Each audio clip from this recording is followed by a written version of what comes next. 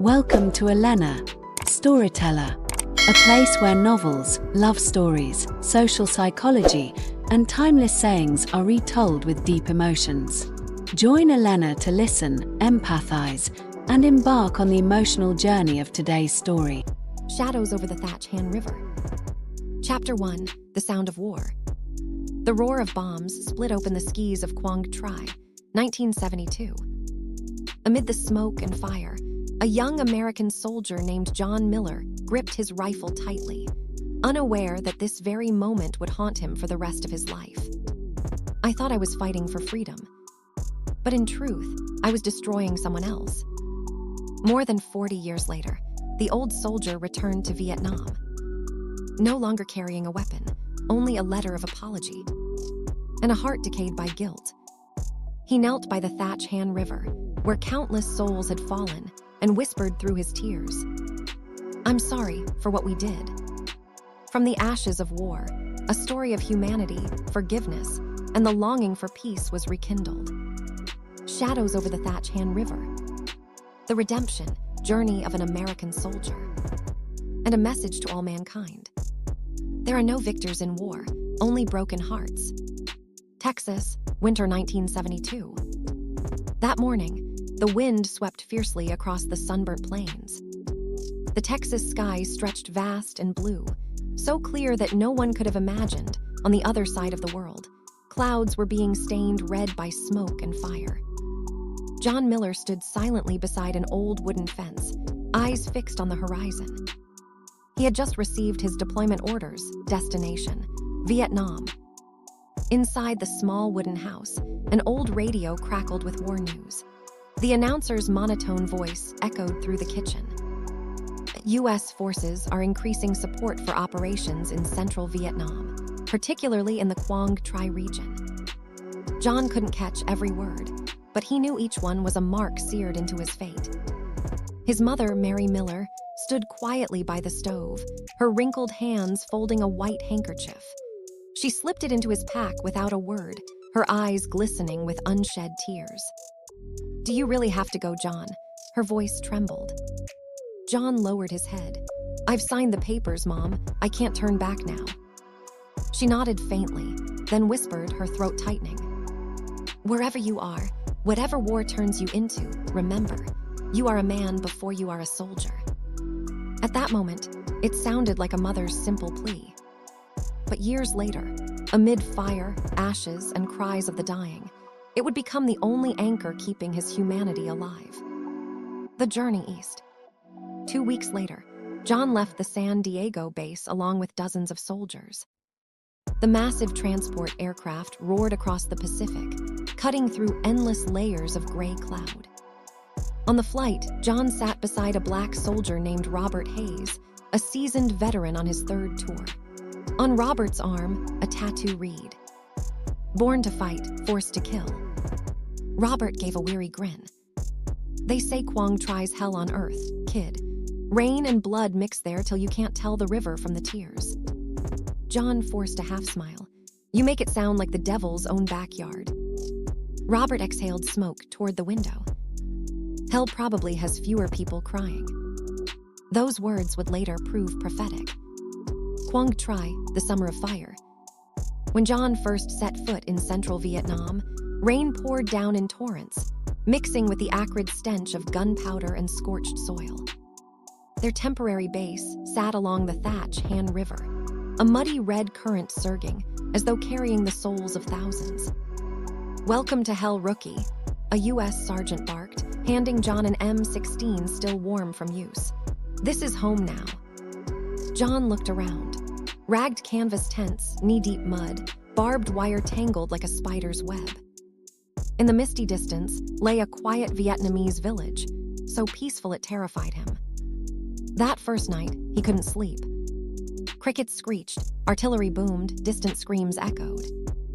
Once, he thought he heard a child crying, or maybe it was just the wind. Lighting a cigarette, John watched his comrades sleep. Robert snored softly beside him, muttering in his native tongue. He remembered his mother's words. "You are a man before you are a soldier." He wondered, How does a man stay human when tomorrow he might have to kill someone he's never met, someone he never hated? The operation. 3 days later, John's platoon received orders to move west of Quang Tri. Intelligence reported enemy activity in a riverside village. "Orders are clear," the sergeant said flatly. "Sweep the area, leave nothing behind." They advanced in silence, boots sinking into the wet earth.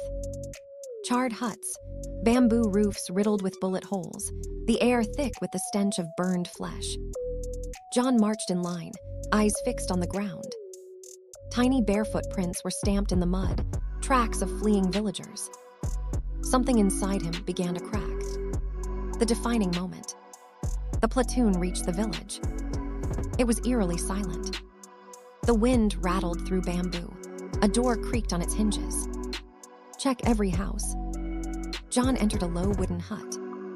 Empty, just a hammock swaying gently. Then, a rustle from the corner.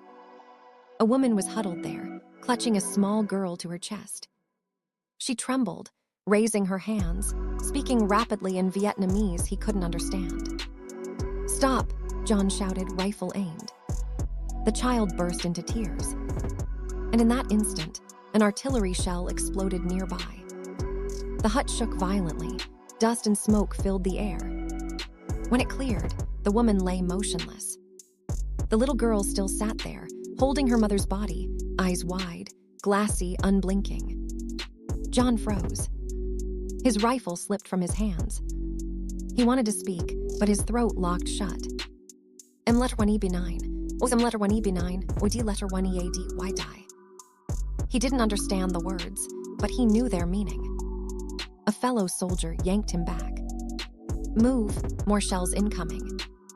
John turned for one last look. The image of that Vietnamese child, clutching her mother amid the flames, burned itself into his soul forever. A night without peace. That night by the Thach Han River, John sat numb. Frogs croaked, artillery thundered, wind hissed through bamboo, a grotesque symphony of war. Robert sat beside him, handing over a cigarette. "Don't try to forget, John. War doesn't let you. It lives inside you, eats you alive." John said nothing. He gazed at the sky, red trails of flares cutting through the darkness like bleeding stars. "If there's a God," he whispered, "where is he in all this?" No answer. Only the river murmuring softly, like the dying heartbeat of the world. Chapter 2, Shadows of Quang Tri. Echoes of ashes. After that cursed mission, no one in the platoon spoke of what had happened in the riverside village. Orders from above were clear. Mission complete, no discussion. But John Miller couldn't silence it. Every time he closed his eyes, he saw the little girl's face, round, dark, silent as a well. He couldn't forget her tiny hand gripping her mother's lifeless body, or that voice, thin and trembling. "Mom, please wake up." That night, he didn't sleep. Rain hammered down on the tin roofs of the base, mixing with distant gunfire. He sat against a sandbag wall, the weak lantern light flickering across his hollow face. His hands trembled as he cleaned his rifle, a mechanical ritual to distract a dying soul. Robert Hayes approached, holding out a cold tin of coffee. "You're still awake." John shook his head. "Every time I close my eyes, I see her face. I hear her voice." Robert sighed. "Yeah, it never leaves you. I still hear the man I shot 4 years ago." He stared into the dark. "This war turns us into walking corpses. We eat, sleep, laugh, but inside, there's nothing left but explosions and dead faces." Outside, the Quang Tri sky was black, streaked only by the occasional flare. Brief, haunting light revealing mud, wire, unburied corpses, and dog tags swaying in the wind. The River of Souls. 3 days later, the unit was relocated near the Thach Han River. Its waters ran murky red, reeking of iron and decay. John was assigned to the midnight watch, from midnight until 3 a.m. The night was utterly still. The new moon hid behind clouds. Only the sound of water lapping against the shore. John sat alone, staring into the dark current, The air was damp and cold, yet inside he felt colder. Then he heard it, a sound. A woman's voice, faint, singing softly, drifting up from the river's depths. Letter 1EA7, U letter 1A1. Vidi letter 1EA7, UC letter 1EA7, Yuvon Dong Din. He startled. That melody, he had heard it once before, faintly, on the day of the village raid. He stepped closer to the edge. The river shimmered faintly, reflecting a warped image of his face. Suddenly, something icy brushed his ankle, a hand. John shouted, stumbling backward. When he looked again, there was only mist and ripples. Robert ran over. What the hell, John? John gasped. There was someone in the water. Robert peered into the dark. It's just fish, man. You're seeing ghosts. But John knew better. Those eyes, the little girl's eyes, were still watching him from the bottom of the river. The rain of blood. The next night, the enemy launched a fierce counterattack. Explosions thundered. The sky turned red. John's platoon plunged into chaos, bullets screaming, bodies falling. Each time John pulled the trigger, he saw the little girl's face. Each shot sounded like a confession. A young soldier beside him was hit, collapsing in his arms. Help me, John. I don't want to die. But in that hell, no one could save anyone. John held the dying boy until his eyes glazed over. When the battle ended, half the platoon was gone. They gathered the bodies in silence, slipping dog tags into black nylon bags. No one spoke. Only rain fell, pounding the earth, mixing with blood in dark, red streams. The ghosts of the night. The new camp was built near a field of shallow graves. At night, John saw shadows moving through the mist, maybe ghosts, maybe memories. One night, he woke to the sound of children laughing beside his ear. He turned on his flashlight, nothing. But his mother's handkerchief, which he always kept in his pack, was damp and covered in mud. His hands shook. "It's her, isn't it?" he whispered. Robert overheard him. "You need rest, John. You're losing it." John gave a broken smile. Maybe going crazy is the only way to survive here. The face in the smoke. The next morning, the platoon was sent north, back to the same village. When they arrived, nothing was left. The entire place was a graveyard of ashes. Thin columns of smoke still rose from the ruins. John walked through what used to be homes. Under his boot, a half-burned doll stared up with one glass eye shattered. He picked it up, his hands trembling. The wind carried faint chimes, like whispers of lost souls. He knelt amid the ashes, pulled out his mother's handkerchief, and placed it gently on the ground. "I'm sorry," he whispered. "I didn't know what I was doing." Raindrops fell on his hands. Then thousands more, as if the heavens themselves were weeping. The long night of conscience. That night, John wrote the first entry in his worn notebook. May 23, 1972. I have seen the face of war. It wears the eyes of a Vietnamese child, eyes that see every sin mankind has ever committed. His hand shook, tears stained the page. He didn't know why he was still alive when so many better men were dead. But one truth burned in his mind. I no longer believe what I was taught. Robert read over his shoulder, then laid a hand on his back. "You're waking up, John. But be careful. In war, conscience is the easiest thing to kill." John lifted his gaze toward the horizon. The Thach Han River kept flowing, red as blood. Overhead, flares streaked the sky, burning bright, then dying. Like the souls of the fallen, still searching for their way home. Epilogue of the chapter, The Darkness Within. That night, John dreamed he was standing in the river, water rising to his chest. On the far bank stood the Vietnamese girl, her hair drenched, her eyes endless and dark. "Why?" she asked, her voice void of emotion. He fell to his knees. "I don't know, I was just following orders." She stared. "Then who gave orders to your heart?" John jolted awake, drenched in cold sweat. Outside, the night was still. The river wind whispered through the tent flaps, calling his name. He knew then, the darkness of Quang Tri would never leave him. It would live within him forever, like a scar that refused to heal. Like the voices of restless souls, still wandering through the smoke of war. Chapter 3, The River of Blood. June 1972. The monsoon season descended upon Quang Tri like a curse. The Thach Han River swelled, its muddy torrents twisting and foaming, carrying with it silt, broken leaves, and human bodies. Winds from the East Sea blew inland, heavy with the acrid stench of gunpowder and scorched metal.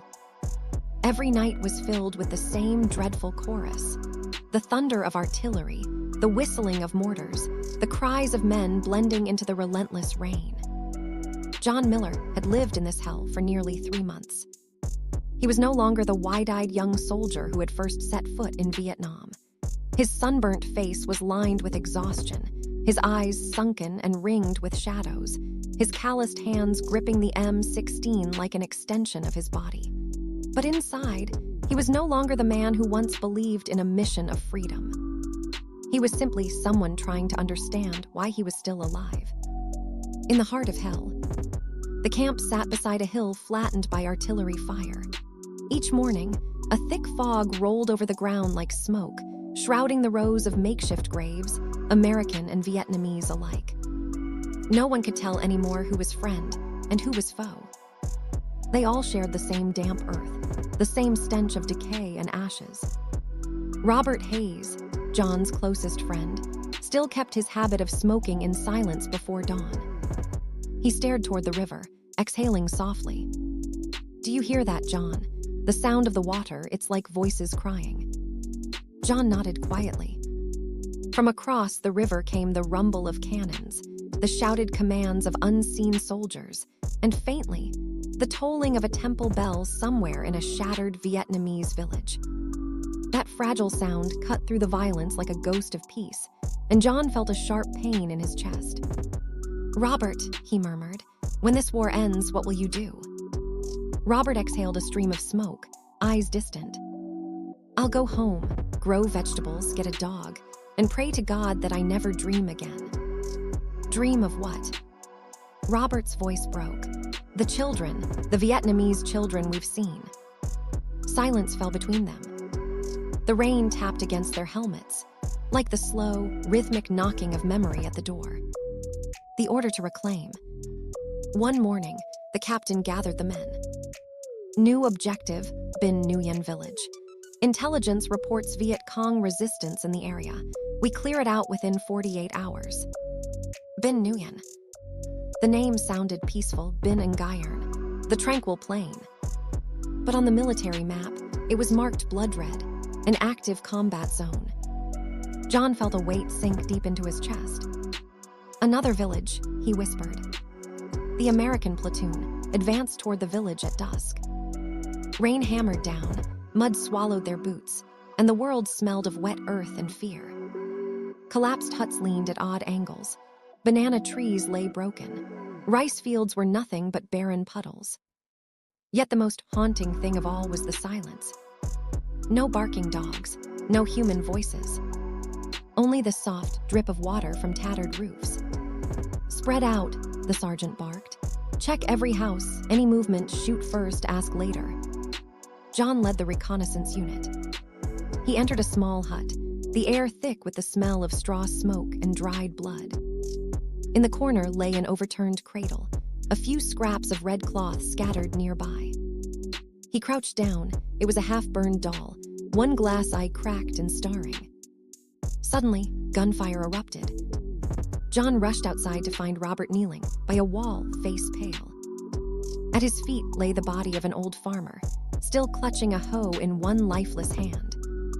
"He just came out of his house," Robert stammered, shaking. "I thought he was one of them." No one said a word. No one dared to look at the corpse. Then a scream pierced the rain. A woman burst out from the next hut, beating her fists against John's chest, wailing through her tears. He didn't understand her words, but her eyes told him everything: hatred, despair, the agony of loss. She collapsed beside the body, clutching the old man as if she could hold his spirit in place. John stepped back, trembling. In that moment, he understood. She didn't care whether he was American or Viet Cong. To her, he was simply death. Darkness over the Thach Han. That night, John couldn't sleep. The rain drummed against the tin roofs, blending with the roar of the swollen river. He wandered out, his boots sinking into the mud. The Thach Han surged like a living thing, its waves striking against charred debris. A torn American helmet floated past, spinning slowly in the blood-red current. John sat down, tossing a pebble into the river, and whispered, "If only I could drift away like that stone. No name, no past, no war." Then, from the far bank, came a faint voice. A song, fragile, trembling, a Vietnamese girl's voice, perhaps from a refugee in the ruins. The melody floated across the river like a ghost's lullaby, mourning the dead. John listened, and before he knew it, tears were streaming down his face. Robert appeared beside him, sitting silently. "You still believe in God, John?" "I used to. I'm not sure anymore." "Me neither," Robert said, staring into the dark. "If there's a God, why does he let children die like that?" No one answered. Only the rain spoke, and the river, and that fragile voice of the Vietnamese girl, singing through the endless night as if to cradle the souls of the fallen. When blood meets water. The next morning, the Viet Cong launched a fierce counterattack. Gunfire and explosions tore through the riverside. John and Robert dived into the chaos. Bullets whined past, mud splashed like waves. A stray bullet tore through Robert's shoulder, sending him collapsing into the muck. John screamed, dragging his friend toward cover, his hands slick with blood that mixed with the rain and dirt. "Hold on, Robert. Don't close your eyes." Robert tried to smile, his trembling hand clutching John's arm. "John, don't let me die here." John gritted his teeth, pulling him backward, but the air was thick with fire and lead. The world blurred. The roar of the river grew louder and louder. An artillery shell exploded nearby, flinging mud and stone into the air. When the smoke cleared, Robert was gone. Only a trail of blood remained, winding down into the Thach Han. John fell to his knees and screamed into the storm. "Robert!" But the river had already taken his friend, along with thousands of souls, both American and Vietnamese. The Thach Han, once a gentle river of the countryside, had become a river of blood, where the pain of two nations mingled, inseparable, indistinguishable. There were no longer sides, only loss. The curse of memory. That night, John sat alone by the riverbank, eyes hollow. He buried his rifle in the wet ground, hands trembling and stained red. "God, if you are real, forgive me," he whispered. "I don't want to kill anymore." The night wind carried the scent of mud and death. The pale moon cast its light over the blood-dark water. John felt the presence of countless spirits whispering his name, Robert's, the children's, the nameless Vietnamese dead. And from that moment, he knew. He could never be a soldier again. Only a lost soul, wandering through war, searching for the remnants of his humanity. Chapter 4, A Shadow in the Rain. That year, the rain never seemed to stop. Quang Tri was torn apart by endless artillery strikes. The sky itself looked wounded, gray, scarred, bleeding smoke. John Miller remained, but not as a soldier of freedom. He was merely a survivor, adrift in ruins, carrying a wound no medicine could heal. The Sleepless River. After Robert's death, John became nearly mute. He withdrew from his unit, stopped eating, stopped speaking. Every night he sat by the Thach Han River, watching the current sweep away blood, burnt timber, and the souls of men he once knew. In his hand, he always held a damp, wrinkled photo, his mother, sent from Texas. On the back, her words read, "My son, come home. Don't let the war take your heart." But John no longer knew how to return. His heart had already shattered. One night, when the rain softened, he heard a voice, faint, fragile, drifting from the ruined village across the river. A woman's voice. Soft, trembling, yet full of sorrow like a prayer. "Mother, where will the wind take me?" Through the ashes, through the cries of the lost. John rose to his feet. He'd heard that voice before, that same haunting song that had carried him through despair after Robert's death. Through the mist, he saw a figure, a young woman, thin and small, standing amid ruins, holding a single candle in the rain. He started walking. The meeting. He crossed a half-collapsed bridge, stepping over charred planks, mud, and shattered bombs. As he drew closer, he saw her, a Vietnamese girl, 17 or 18, wearing a brown tunic, her hair neatly tied, her eyes luminous even in the dim rain. She turned, startled, facing a mud-stained American soldier with a rifle in hand, though it was not raised.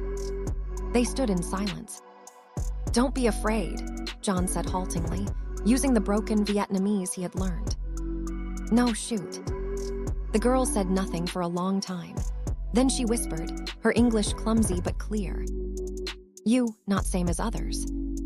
John set his rifle on the ground and raised his hands. "I don't want to fight," he said softly. "I just want to understand." She studied him. Finally, she said, "My name is Lynn." The name struck him like a bell, soft, trembling, and full of meaning. He pointed to himself. John Miller." A gust of wind swept between them, cold as steel. They stood there, two strangers from opposite worlds, separated by war, yet bound by something neither could name. Lynn, the girl among the ashes. In the days that followed, John secretly crossed the river to visit Lynn. She lived alone in a small hut that had somehow survived the bombardment, caring for a handful of orphaned children. The house was bare, an earthen pot for cooking, a few patched clothes, and a small altar with an old photograph. John looked at the photo, a gentle Vietnamese woman smiling faintly. "That's my mother," Lynn said quietly. She died during the spring bombing." John froze.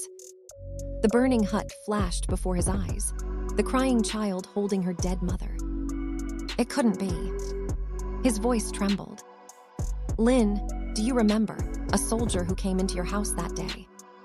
She looked up sharply, her gaze turning cold. "You, that soldier." John lowered his head, voice breaking. "I didn't know. I didn't mean to. I'm sorry." Lynn was silent for a long while. The rain began again outside. Finally, she said softly, "My mother died, and I thought I would die too, but I lived to care for the children. I hate you. I hate all of you. But I hate the war more. If you truly regret what you've done, then never touch a gun again." John met her eyes, tears mingling with rain. He clenched his scarred hands, the same hands that had once killed. "I promise." From that day on, he never picked up a weapon again. Between two worlds. The days he spent sneaking out to sea, Lynn became the only moments that reminded John he was still human. They spoke in fragments, half English, half Vietnamese, and half through glances. He helped her repair the roof, build a fence, and shared his rations with the children. The little ones called him the kind American soldier. They didn't understand why he wept every time planes passed overhead. One day, Lynn asked, "Do people in your country know what happens here?" John smiled sadly. "No, they see flags and speeches, not this. Not you, not them." She looked at him. "You want to go home?" "Yes," he said. "But if I do, I'll carry the ghosts of this place with me." She gave him a faint smile, a rare light among the ashes. "Maybe when this river stops flowing, people will forget the war." The shadow in the rain. One night, news reached the camp. Viet Cong forces were hiding in Lin's area. The order came down. Eliminate all suspicious targets. John froze. He knew what that meant. That night, he slipped away into the storm. Rain lashed his face as artillery thundered behind him. The sky itself seemed to explode. He crossed the shattered bridge, fields submerged in water, until he saw the faint glow of a candle. "Lynn," he shouted. She appeared at the doorway, terrified. "What are you doing here?" "Listen, you have to leave. They're going to bomb this area." She hesitated. "Are you lying? Your people?" "I swear, I came to save you." Too late. Engines roared overhead. Flares fell, turning the night white. John threw himself over her as the ground erupted in flame. The world went black. When the smoke cleared, the small house was gone, nothing left but ashes. The children, no longer crying. Lynn stared at the ruins, her face streaked with soot and tears. Why must it always be us?" she whispered. John sank to his knees, clutching his head, shouting through the rain. "Because we're blind, because we're fools, because we thought we were heroes." Lynn began to cry, but there was something else in her eyes besides hatred. A deep, wordless compassion for the broken man before her, who had lost everything too. The last candle. At dawn, John helped Lynn bury the children by the river. She lit a single candle and set it afloat on the blood-red water. "That's their souls," she said softly. "They'll go back to their mother." John watched the flame drift away, his heart twisting in pain. He whispered, "If there's another life, may I return not with a gun, but with hands unstained by blood." Lynn looked at him. "You can leave," she said, "but don't forget this place." He nodded, turned away, then paused. "I'll come back, Lynn," he said quietly. "I promise." Rain began to fall again. And there she stood, the Vietnamese girl by the river, watching as the American soldier disappeared into the gray mist. Each step he took was a wound reopening in his heart, where Lynn's image melted into the rain and became the memory he would carry forever.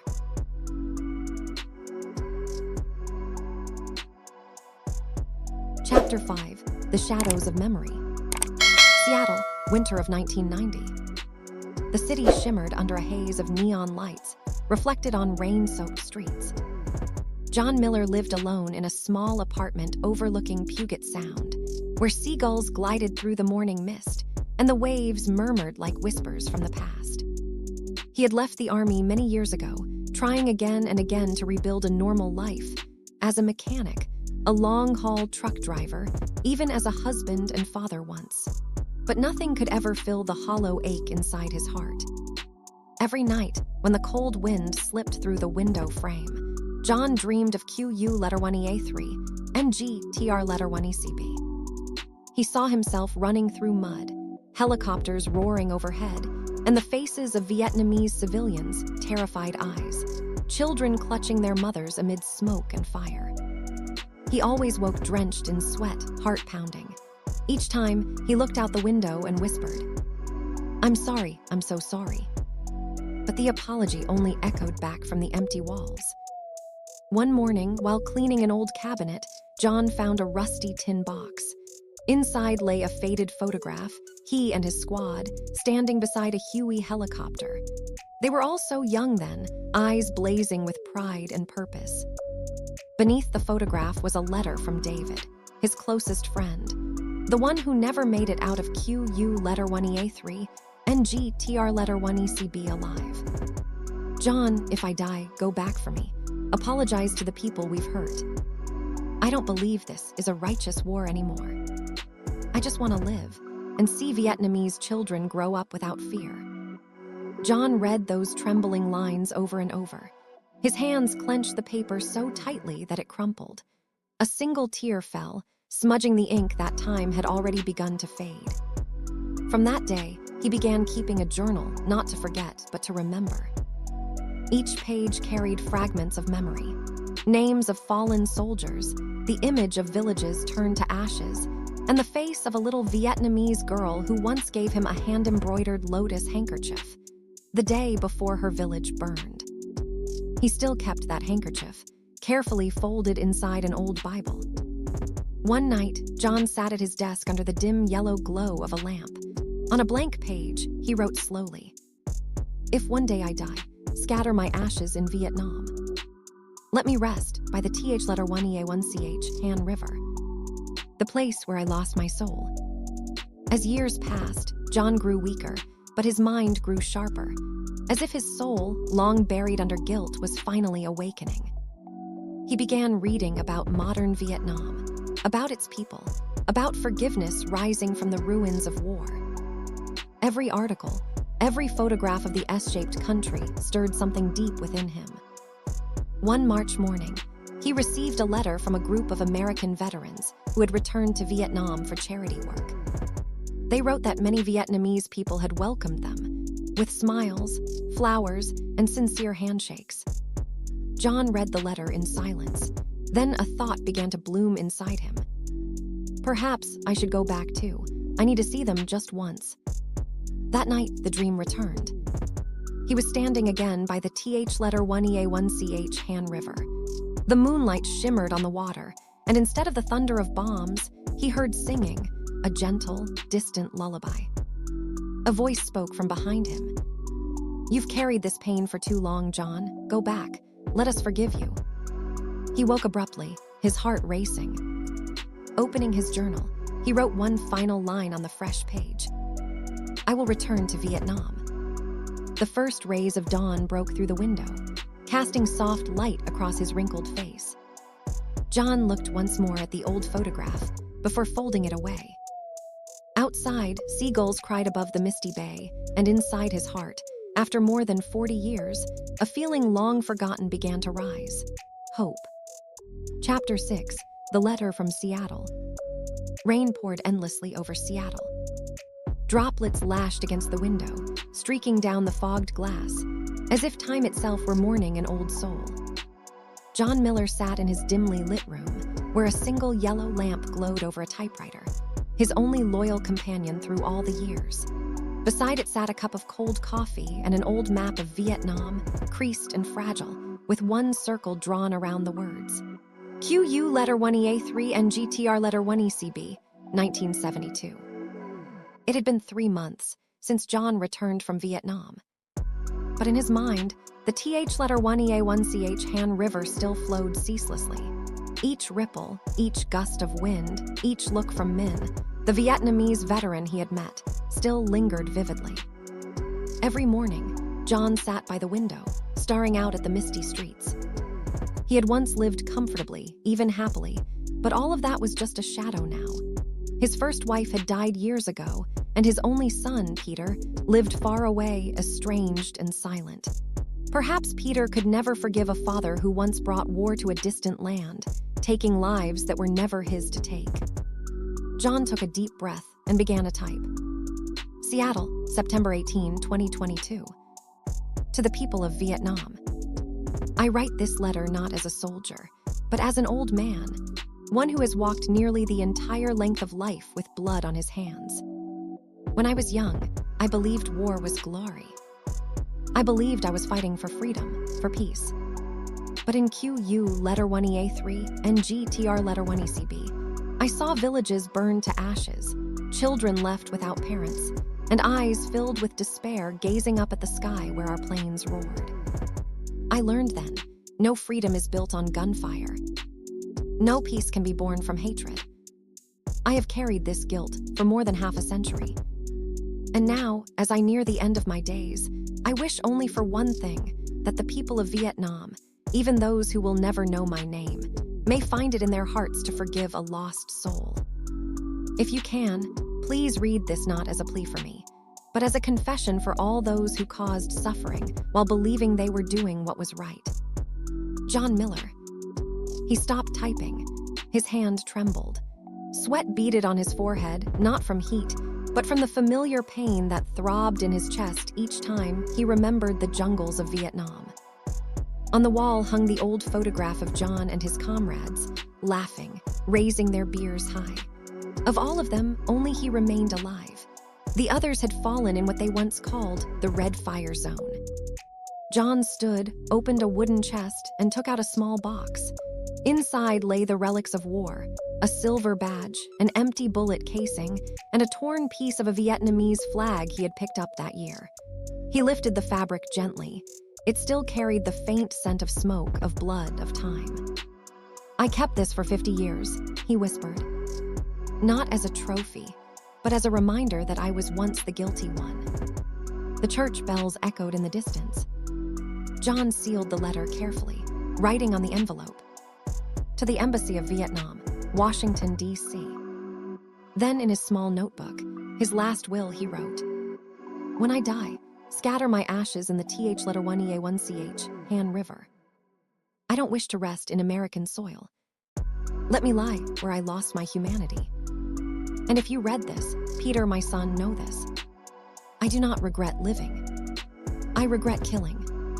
The world will only know peace when mankind learns to forgive." That night, the rain continued to fall. John leaned back in his chair, eyes slowly closing. In his final dream, the Th-1EA1CH Han River shimmered once more, clear and calm beneath the blue sky.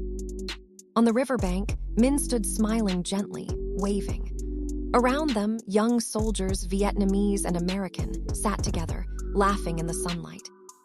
John smiled through his tears. "Thank you, Vietnam." The next morning, they found him sitting peacefully, the letter still clutched in his hand. His face was calm, as if he had finally been released. A week later, the letter reached the Embassy of Vietnam. It was translated and shared across the world. Many wept as they read it, not only for the pain, but for the humanity within. In QU Letter 1EA3, NG TR Letter 1ECB, veterans and villagers gathered by the TH Letter 1EA1CH Han River. They laid a wreath upon the water with a message that read, "We forgive. Peace for all." And somewhere beyond the vast sky, John Miller's soul smiled, for he had finally found his way home. Chapter 7, When the River Spoke for the Dead. Morning in QU Letter 1EA3 and GTR Letter 1ECB. A thin veil of mist hung over the quiet hills. The TH Letter 1EA1CH Han River lay still as if asleep, its rippling water whispering softly against the shore, the breath of the earth itself. By the river stood a small group of people, silent beneath the wind. Among them was an elderly foreign man, thin and gray-haired, holding a small urn of ashes. His name was Peter Miller, the son of the late American veteran John Miller. Peter had never been to Vietnam before, but on this day, he had come to fulfill his father's final wish, to return his ashes to the TH Letter 1EA1CH Han River. The wind carried with it the scent of soil, incense, and memories. Beside Peter stood Mr. Min, the Vietnamese veteran who had once met John during his return visit years ago. Min's face bore deeper wrinkles now, but his eyes remained gentle and full of wisdom. Peter turned to him, his voice trembling. "Mr. Min, was this the place where my father once stood?" Min nodded, his gaze fixed on the horizon. "Yes, right here on this very bank. He stood here at sunset when the sky was red as fire. I remember him dropping a letter into the river as if it were carrying away the sins of both sides." Peter stood silent for a long moment. Then he opened a small wooden box. Inside lay the urn and a folded letter, his father's final words. He handed it to Min, his voice breaking.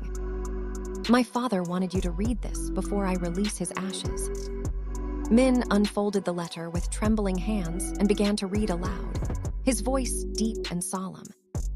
"To my friend Min, if you are reading this, I am no longer here. But I want you to know that our meeting in QU Letter 1EA3 and GTR Letter 1ECB changed me forever. You were right, war spares no one. It kills the man inside us all.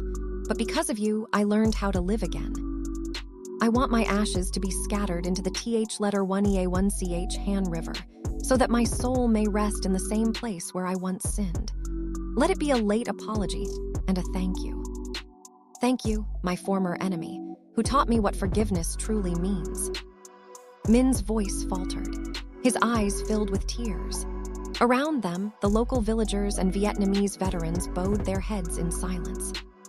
An elderly man, once a soldier in 1972, clasped his trembling hands and whispered, "The dead can still say sorry. The living must learn to forgive." Peter stepped closer to the riverbank. The sunlight shimmered faintly across the gentle current. He opened the urn, lifting it in both hands. His voice quivered like the breeze upon the water. "Dad, I used to be angry with you. I thought you were just a man of guilt, a soldier blinded by duty. But now I understand, you weren't only a soldier, you were human. And you chose to make things right. I forgive you." He bowed deeply and released the ashes. The white dust scattered into the water, merging gently with the river, disappearing like mist. The TH letter 1EA1CH, Han accepted it quietly, carrying away the soul of a man who had once come to wage war and now returned in peace. Min lit 3 sticks of incense on the bank. The smoke rose into the wind. "John," he whispered, "you're home now." The moment silenced everyone. A group of QU letter 1EA3 and GTR letter 1ECB school children released golden flowers into the river, their petals floating downstream in the sunlight. On a nearby bridge, the red flag of Vietnam fluttered, its reflection glowing upon the water. Peter looked up at the sky. For a fleeting instant, he thought he saw his father young again, in a faded uniform, standing across the river, smiling and raising his hand in farewell. A gust of wind stirred, and in the rustling leaves he seemed to hear a faint voice. "Thank you, my son." After the ceremony, Peter and Min sat by the river as the sun began to set. The sky burned red, the same color that once stained the battlefield, but now it was the hue of life, of sunset, not of fire. Min spoke softly. "This river once carried away so many lives, but today it carried away a soul that was forgiven. You see, Peter, like the river, the human heart flows onward. No matter how much pain it passes through, it still seeks peace." Peter smiled through his tears. "My father once said, 'In war there are no winners.' But today I think peace has won." Min placed a hand on his shoulder, his voice breaking. "Yes, and sometimes it takes half a century for an apology to find its way home." As twilight descended, the lights along the river flickered on, casting soft golden trails across the water. The TH letter 1EA1CH hand flowed quietly, yet within its stillness, one could hear something profound, a whisper of history, the heartbeat of forgiveness. The shadows of 2 men, one Vietnamese, one American, stretched long across the river's surface, merging together, their outlines indistinguishable. Chapter 8, The Light of Peace. Morning returned to QU letter 1EA3 and GTR letter 1ECB, soft and silver. Mist hovered gently over the TH letter 1EA1CH Han, the water clear and slow, reflecting the first rays of dawn. On the surface, a few golden petals from yesterday's ceremony still drifted downstream, carrying with them the soul of John Miller, now finally at rest. Peter awoke early. He stepped out onto the porch, gazing at the river shrouded in pale light. The words of Min from the day before echoed in his mind. "This river has brought your father home." Those words were more than truth. They were revelation. A harmony between 2 worlds, between former enemies now bound by shared humanity. Peter breathed in the morning air. Birds sang softly in the distance. Everything felt peaceful, impossibly peaceful, the kind of stillness he had never known before. After breakfast, Min took Peter to the TR letter 1B0 letter 1EDD and G San National Cemetery. The path wound through the pine forest, the breeze whispering like the voices of thousands of souls. White gravestones stretched endlessly, each marked with flowers and fatting incense smoke. Peter stopped before an unmarked grave, bowed deeply. "There are thousands here without names," Min said quietly. "But to us, they are all heroes. And yesterday, when your father's ashes touched the river, I believe they forgave him." Peter clenched his fists. "I never knew what my father truly endured. I used to hate him for fighting in such a cruel war, but now I see, war doesn't just kill those who are shot. It kills something inside the ones who survive." Min nodded, eyes distant. "I once carried hatred too. For years, I could not forget my fallen comrades. But when I met your father, I realized hate brings only darkness. Forgiveness brings the light. Perhaps that's the greatest lesson war ever gave me. The two men stood side by side in silence. No more words were needed. The silence itself was sacred. That afternoon, Peter returned to the Th1EA1CH Han with a bouquet of sunflowers, his father's favorite. The breeze from the river carried the scent of earth and incense. He sat on the sand, watching the rippling water. "Dad," he whispered, "it's beautiful here. I understand now why you wanted to return." A place once filled with fire is now a place of peace. Maybe that's the miracle of time. He opened his father's old journal, the one filled with those final entries. On the very last page, he found a line he'd never noticed before. "If one day my son comes to Vietnam, tell him this. Do not carry your father's hatred. Carry his love instead. Because only love can keep the world turning." Peter closed the notebook gently, tears clouding his vision. He placed the bouquet down by the shore. The sky stretched vast and blue. Flocks of white birds glided across the sunlit air. In the distance, children laughed and sang on the grassy bank, the sound of innocence, the sound of tomorrow. Peter watched them, overwhelmed with emotion. Those children, they were proof that life continues, that peace endures. Min approached from behind, holding 2 cups of hot tea. He sat beside Peter, smiling warmly. "You know," Min said, "I once read a saying. When people realize that their blood and their enemy's blood share the same color, war will no longer have a reason to exist." Peter nodded slowly. "My father said something like that once, but too late. If only he had realized it sooner." "It's never too late for a soul to find peace," Min replied. "He found his way home, and because of that, I believe peace has begun somewhere." They sat together, watching the sunset melt into the river. The golden light stretched across the water, breathtakingly beautiful. For a moment, the world seemed to hold its breath. Only the sound of wind and water remained, woven into a single, gentle hymn. Peter whispered, voice trembling, "Mr. Min, I want to stay in Vietnam for a while. I want to travel not for leisure, but to tell my father's story. To let people know that peace doesn't come naturally. It's built from tears, apologies, and handshakes between those who once stood on opposite sides." Min smiled softly. "I'll go with you. Perhaps this is the journey I, too, was meant to complete." The wind rose, carrying the scent of grass and river water, the scent of life itself. Peter looked up at the last ray of sunlight and whispered a prayer. "May the world never have to weep for war again." The Th1EA1CH Han River flowed on unchanged, yet transformed. Hatred had quieted, compassion had awakened. From afar, the sound of church bells mingled with the rustle of leaves and the murmur of the river, a symphony of peace. Peter closed his eyes and smiled. In his heart, he saw his father, John Miller, standing in a vast field, no longer in uniform, no longer armed. He turned, smiled kindly, and walked into the light. Sheaf of rice. And thus, the story of the American soldier who once dropped bombs on Vietnamese soil ends, not with the sound of gunfire, but with the whisper of wind over the Th1EA1CH Han River. There, war sleeps and peace awakens. No one can change the past, but anyone can choose to write the future. With compassion. Epilogue, reflections from shadows over the Th1EA1CH Han River globe showing Asia, Australia.